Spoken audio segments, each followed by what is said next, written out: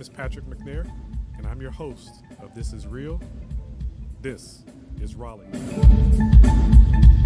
Well, am I supposed to look at you, at the camera? We're just going to have a conversation. Okay. So it's All just right. natural. I'll do a little bit of both. Yeah, All a right. little bit of both. And so this is a natural conversation. This is not supposed to be overly formal. That's why I told you to dress the way you did. So first, I appreciate you being here. My pleasure. And, it really is. And the title of this podcast is This is Raleigh. No, let me back that up. The title of the podcast is This is Real. This is Raleigh. I love it. Yep. Okay. And so it hit me the other day. This is the type of stuff that people need to hear. Mm-hmm. The why. And it all comes from my perspective of why are you here in Raleigh? Yeah. Right? Because this is real. This is Raleigh. Yeah. And so we're going to go back, way back, back in the time. Right? So, Bill, how long have you been in Raleigh? I've been in Raleigh this time since 2001. Okay. Now, I also went to school here at North Carolina State. So All right. I was here for 4 years, and then I went about my corporate career, and then I came back. In that corporate career, let's talk about it real quickly.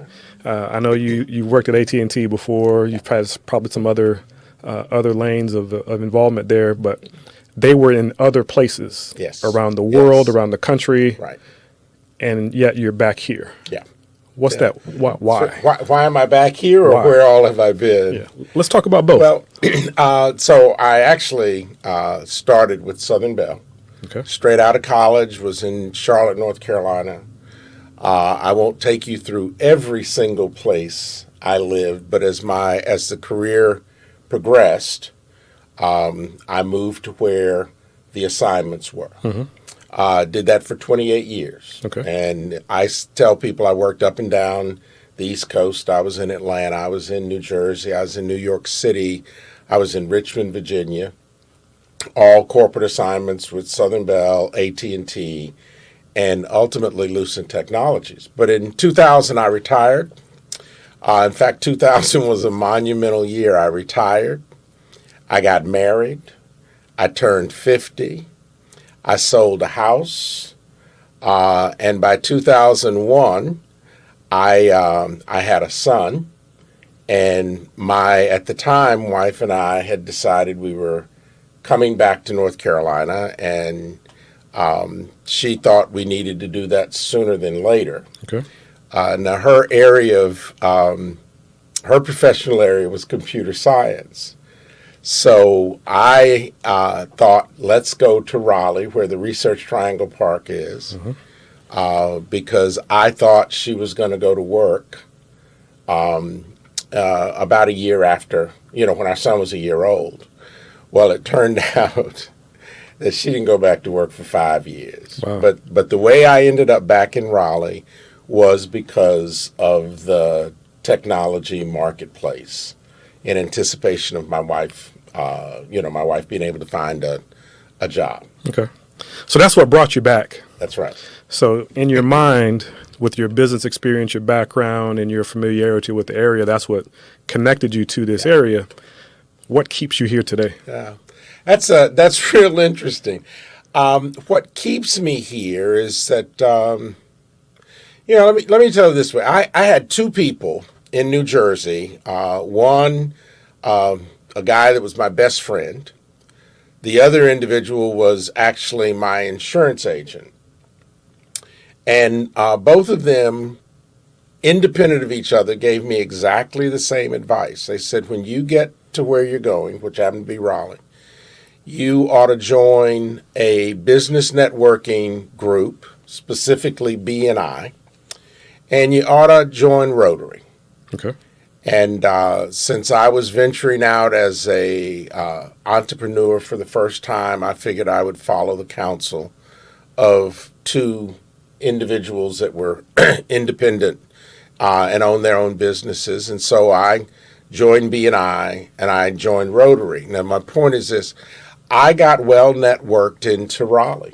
Okay. And so I developed some sense of roots relatively quickly, because I had networks. So I didn't know anybody when I got back to Raleigh. Right. But in a short period of time, I had a circle of what really were business associates that I could claim to know and that I could count on. And that's key from what I'm taking is that network. Yeah. You hear a lot of people talk about, oh, there's nothing to do in Raleigh. Yeah. Raleigh is boring. And I don't find it that way. Right. Right? Right. Because I know so many people and so many different That's things that exactly you can get involved in. And so it's foreign to me when someone says, oh, there's nothing to do in Raleigh, I'm going to DC or I'm going to whatever. Yeah, and I think to your point, people go where they have networks. Mm-hmm. I worked in New Jersey 2 times. The first time I went to New Jersey, you got to know northern New Jersey is rather compact. Right. So I lived relatively close to the same place both times I was in New Jersey. Okay. The first time I was in New Jersey, I was miserable. Yeah. I didn't know anybody. Got it. The nature of where I worked, everybody took off at the end of the workday, so there was no connection there. And when I got there, I knew nobody. Right. So I was pretty miserable. And if you asked me, was there anything to do in that part of New Jersey, I'd have said there's nothing to do. Now, the second time I went to New Jersey, I had been there a relatively short period of time. I'm sitting in my office, the phone rings. Someone on the other end of the phone says, I'm so-and-so, you don't know me, but I know you, and there are a couple of others of us that know you're new to the area, and we'd like to welcome you. We'd like to invite you out for drinks, okay? It turned out I met 5 people that night. That became my initial network, and it spread from there. Mm-hmm. And so my experience in New Jersey the second time was extraordinarily different than my experience the first time, and I lived within 5 miles of the same. That's exactly right. Let's talk about that a little bit more. Retiring the first time in 2000, right? Because anybody that knows Bill Davis knows that he doesn't sit long in one spot. You're retired? Yeah, right. But so tell us a little bit about what you're doing since 2000. Yeah. So first off, I retired in 2000. I was 50 years old. Right. So I was still, relatively, I was in my middle years, I'll say. Right. And as I told you, I got married. Not long after, we had a son. But I remember a very specific day. When I retired, I relaxed. I knew a time would come I would start doing something else. Right. But it was, I remember specifically, it was in March of 2001. And I was sitting on the balcony, just kind of relaxing. And I went, you know what? I guess I better go to work. I got a child coming. Right. And so I started. I had done some training to be a coach, and so I started a personal coaching business. In fact, moved to North Carolina, continued that, and then over some period of time morphed it into a business coaching business. Mm-hmm. And that's what I did until I retired. The second time. Yeah. And then there was more. That's right. Yeah, there's a big difference in being retired and being inactive. Yeah. And so while I've retired twice, I make every effort to continue to be active, very active, and to provide some value to the community I live in. And that statement right there was one of the questions I wanted to get to today is why continue? What inside of you, what need, what desire, what inside of you kind of drives you to go out and do more? Wow. Well, the first thing, being really candid, it doesn't occur to me to not be active and to be contributing. Mm-hmm. I guess I could tie that back to a lot of things. I could tie that back to my family. I could tie that back to I'll say my religion. Mm-hmm. You know, I've been very fortunate and blessed all my life. While I've worked hard and I've had challenges, I've also had a lot of the breaks that some people get to have in life. And I think I ought to give that back or share how to take advantage of those breaks, how to get in position for those breaks. Because while like I say, I worked hard, some of the biggest opportunities I've had were just blessings. Right. You know, I didn't earn them. I didn't recognize them when they showed. God said, "Here it is." But I benefited from them. Right. That's exactly right. When it comes to your clients, and I know firsthand that people often will refer, "Hey, go talk to Bill Davis. Go talk to Bill Davis." Would you say that you've, capitalized on that in the most efficient manner when it comes to those personal referrals? Or would you say that your business, when you were active, right, when you were really active, benefited more from a more marketed strategy, going out, hustling, getting customers? So, more like the second, Okay. but let me talk a little bit about that. One of the things that I learned when I started focusing on small business. Now, there's kind of an irony. I was in what at one time was the world's largest corporation. But even in that company, when I was in sales and marketing, I worked in the small business market. Mm-hmm. And so I learned a lot about small businesses. When I decided to focus on business coaching, I focused on small businesses as opposed to corporations. And so I learned them. I happen to have a belief that it's more important to know your market and your clients than it is to know your products or services.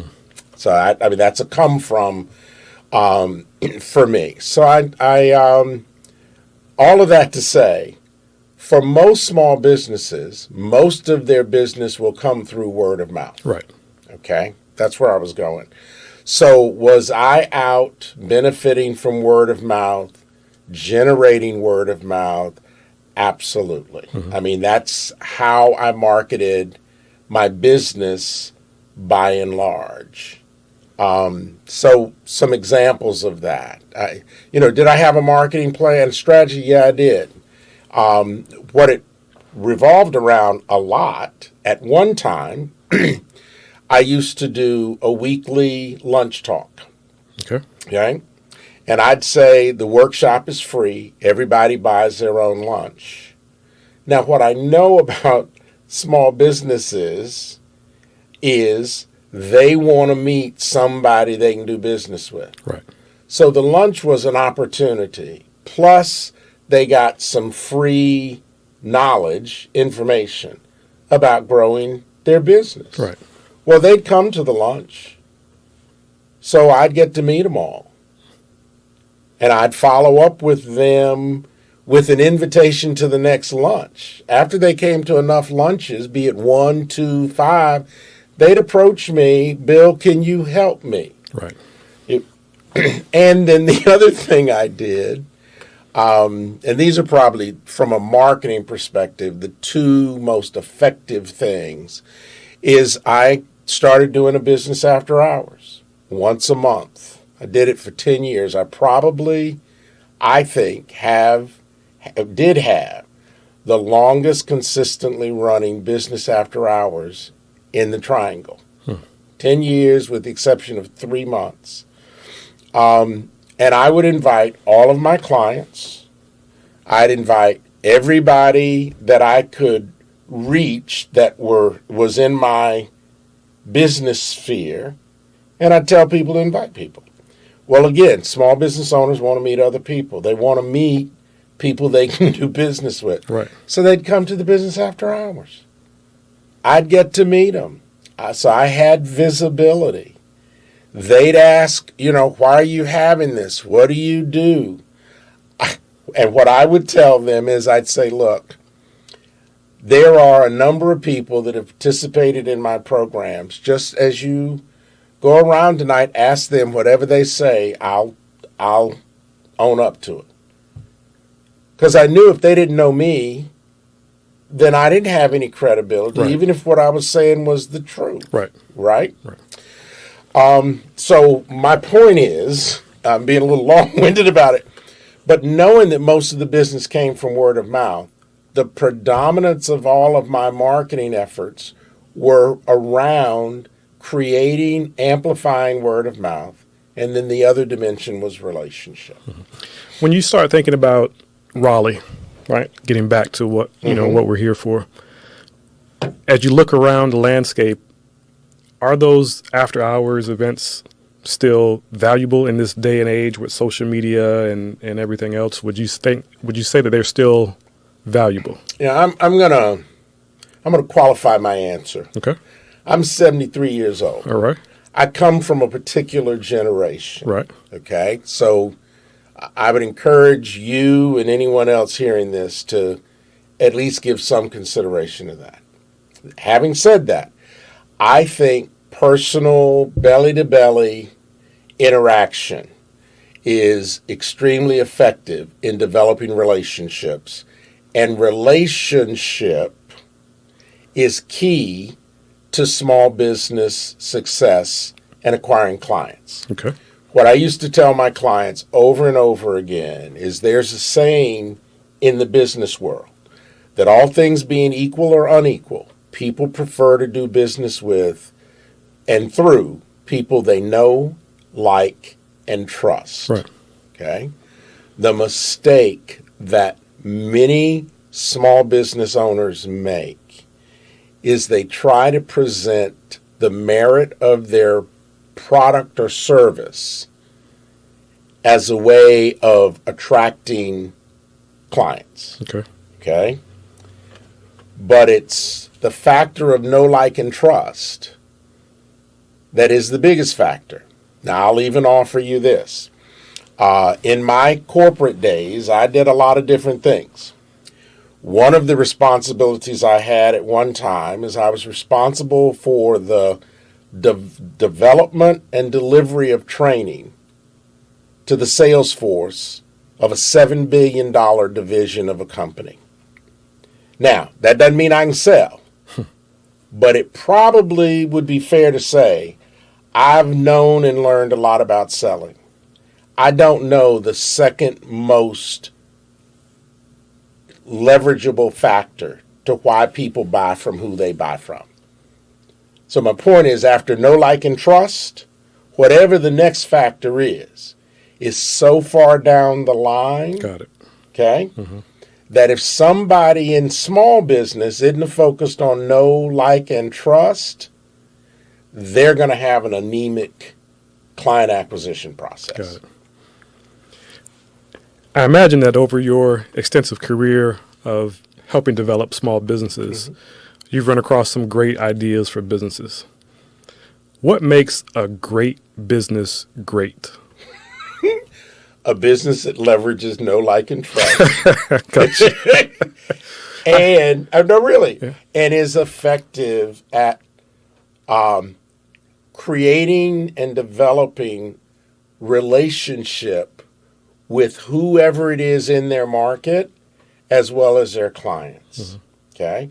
Now, I'm going to offer this. You said people have a tendency to say, you might want to talk to Bill Davis, right? They didn't say you might want to go to Team Nimbus, right, which, by the way, is the name of my business. Right. You with me? Mm-hmm. I mean, that says a lot. Yeah. Right, yeah. When we talk about great businesses and what you just talked about, there are a lot of people out there, especially in this area, that have come to the realization that they want to be an entrepreneur. Right. They want to start a business. Thinking about the landscape, whether it be political, environmental, climate, whatever it is right now in Raleigh, what would be some of the biggest challenges of someone who may be listening, may be watching today, when they're thinking about starting a brand new business here in Raleigh? Yeah. So first off, I think this is an excellent market Okay. for small business owners and entrepreneurs.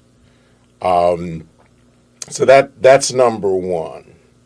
And that the challenge would be that it's so good that there could be a lack of a tendency to target exactly who the business owner wants their business to serve. Okay. It's almost like there's too much there's too much candy in the candy store. Right. So I don't have to pick whether I'm going to do hard candy, gummies, chocolate candy.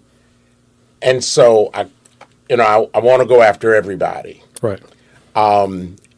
That to me is the challenge of this market. It would have me cast my net too wide rather than not. And for those individuals who are thinking about starting a business, a lot of times I've learned over the years, go to the community colleges because they have a small business section that will help them with resources. What are some ideas that you would pitch for them to pursue? So I think first they need to figure out what size business are they trying to build. Okay. Okay. A story that I've said many times, they go, well, I want it to be as big as possible. Well, I'll use an analogy of building a house. Let's say you buy a piece of land. Ultimately, you want a house that would be 3 stories. Okay. But you only have enough to build a 1-story house now. Right. And your plan is you're going to build the house, and then as you acquire more resources, you will build out the dream house that you want. Got it. Okay. Well, you got to build that 1-story house on a 3-story foundation. And so if you don't figure out what ultimately you're trying to accomplish, the things you do at the start may not be the things that are needed. Say, if you build that house on a 1-story foundation, to get to the 3 stories, you're going to have to tear it all down. And see that one principle right there applies to so many other things Yes, in it life, does. whether it be a relationship That's exactly right. or anything else. If you don't start with that right foundation. That's right. Yeah. So I think, now, I didn't do this. A lot of what I know today is I learned through the mistakes I made. You with me? So I don't have any problem saying I ain't do no business plan. But the place to start is to plan it out literally on paper. If it won't work on paper, there's no chance it's going to work in reality. Now, it's possible you can make it work on paper. You can't make it work for real. Right. But the other way is no question. Yeah. But that's how experts become experts, right? That's right. Because in order to enjoy pleasure, you have to know what pain is. That's right. Right? That's right. All right. That's right. Let's talk about a few other things. Getting around the political season here in North Carolina and in the nation in the next several months, what role can local government right now do, or what can they do to improve that environment for entrepreneurs in this area? I know what you just said. It's a great market. It's a great time. But what improvements can be made? Yeah. I'll tell you, I have an opinion that I'll share in a minute, but let me try to answer that directly. If someone is trying to create a business that is not intended to be at least $1 million business, I don't think they need to be thinking about what government can do, does do, won't do. Okay. Okay? Because the local government is trying to do something that has impact. It can't get any leverage too far down in the marketplace. Okay? And I think for lots of us that want to have a business, I'm going to say that does $250,000 a year, I think sometimes maybe we worry too much about what government does or doesn't do, as opposed to being focused on what is the key to a business's success that's trying to get to about $250,000 or in that range. So that's number one. Okay. Now, what I would like to see local government quit doing is grants, because you have small business people that don't have a substantial business understanding, that think they ought to be pursuing grants as opposed to figuring out how to acquire clients. Got it. And the more grants in the marketplace, the more it creates a suggestion or an understanding that grants are a way To sustain the business. That's exactly right. Yeah. Instead of getting more clients. That's exactly right. Yeah. And I always, when I'm talking to a small business person and they're saying something about a grant, I always go, well, what you going to do after that? Because grants are almost always one time. Yeah. You know, and if you say, I'm going to use it to purchase equipment, etc., I get that. But if what you're going to use it for is, quote unquote, working capital, or to make up for the absence of revenue, that's not sustainable. Right. All right. It's a good thing we're going to edit this video so it won't be, Right. Yeah. Let me see what else I had. There were like two other things that I want to make sure that I cover.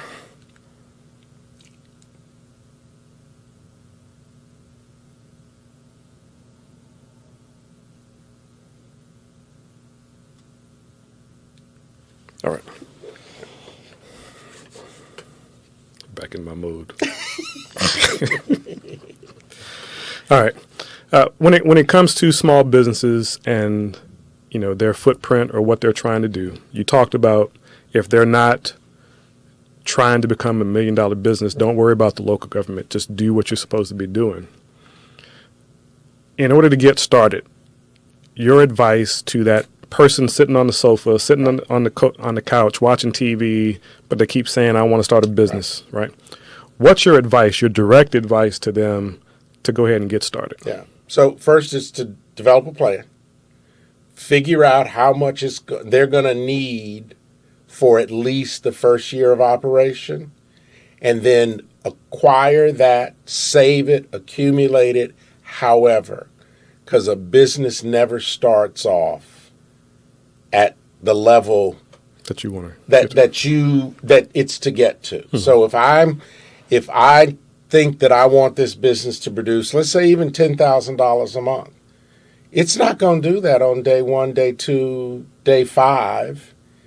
And so there's got to be a way to cover the cost and expenses that it takes to get to a $10,000 business. Right. Okay?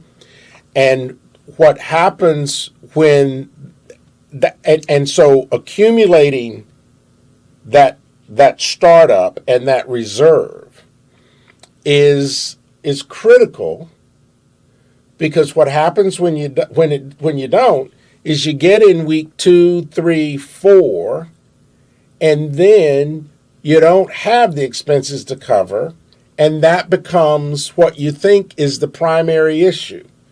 That I'm broke. I got to pay the mortgage, or I got to pay the rent. And the first priority is still really acquiring clients. So every minute I take away from acquiring clients and serving the ones I've got decreases the probability of that business getting over the hump. Okay. What's your take on investors? I think investors are great. Again, I would say it also, though, is dependent on the size of the business I'm trying to build. Because here's the thing about investors. By definition, they get a piece of the business. Yep. Okay? And so I've got to at least have a plan for a large enough business that one, I'm willing to give up a piece to get financing, and that piece is sufficient to justify the level of financing the level of investment that I want someone to make. Okay? And that's got to require a plan that at least works on paper, because investors invest their money to have that money grow. Right. They want a return. And they're not big on taking chances. Right. Right. As we wind down here, when we talk about Raleigh and the landscape of the Triangle, what's the next big thing? Wow. Well, clearly, this is a technology, biotech Corridor, yep. Yeah, epicenter, so to speak. It's megacenter, right?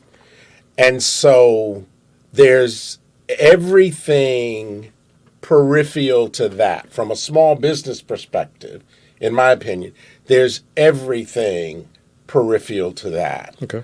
Are the opportunities. So I may not know anything about technology, but I'll give you, for instance, if you've got large numbers of technology professionals coming into the area that spend inordinate amounts of time in whatever that technical endeavor is, then there are a whole range of personal services, business opportunities, concierge, financial management.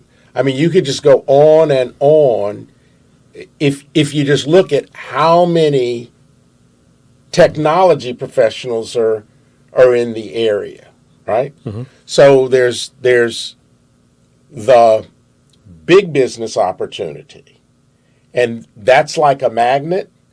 And then from small business, there's everything peripheral to that that's necessary to have that be able to go.